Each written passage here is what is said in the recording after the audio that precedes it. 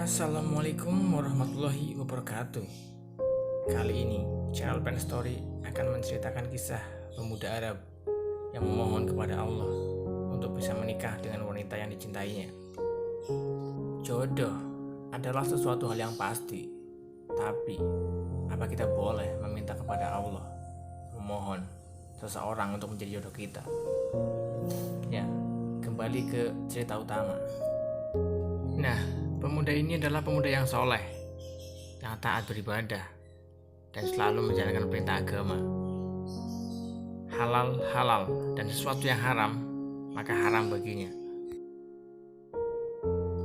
Pada suatu hari, pemuda ini melamar seorang wanita yang dicintainya, dan datang ke rumahnya. Lamarannya pun diterima oleh si wanita dan juga keluarga tersebut.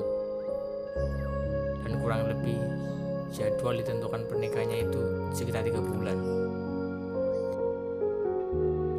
Tapi sekitar 1 atau 2 bulan sebelum pernikahan, tiba-tiba wanita itu membatalkan pernikahannya tanpa alasan yang jelas.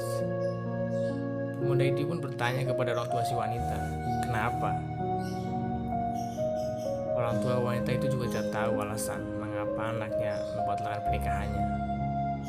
Dan dia juga bersikeras tidak mau menikah dengan si pemuda itu. Dan pemuda ini pun selalu berdoa kepada Allah agar wanita yang dicintainya itu bisa kembali kepadanya. Sementara temannya setiap kali melihat pemuda ini berdoa, pasti doa itu yang dia katakan. Dan karena saking kasihannya kepada temannya,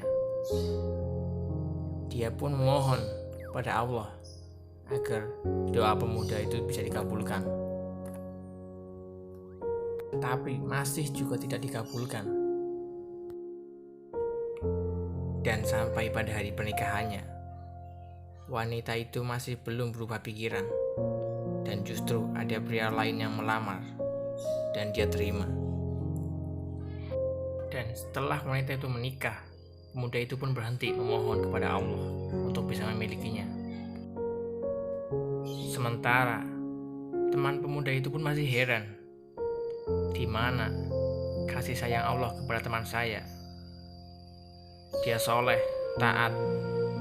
Jika Allah sayang pada hambanya yang taat, kenapa keinginan teman saya itu tidak dikabulkan? Itu yang ada di pikiran teman pemuda itu. Hingga teman pemuda itu pun akhirnya tahu bentuk kasih sayang Allah kepada temannya itu. Karena setelah 1 bulan pernikahan si wanita itu, dia mengalami sakit pada bagian dada. Maaf, pada bagian payudara kanan. Dan dokter memvonis dia terkena kanker payudara kronis dan harus dipotong. Dan bulan kedua, kanker itu sudah menyebar ke payudara kiri dan sama seperti yang sebelumnya.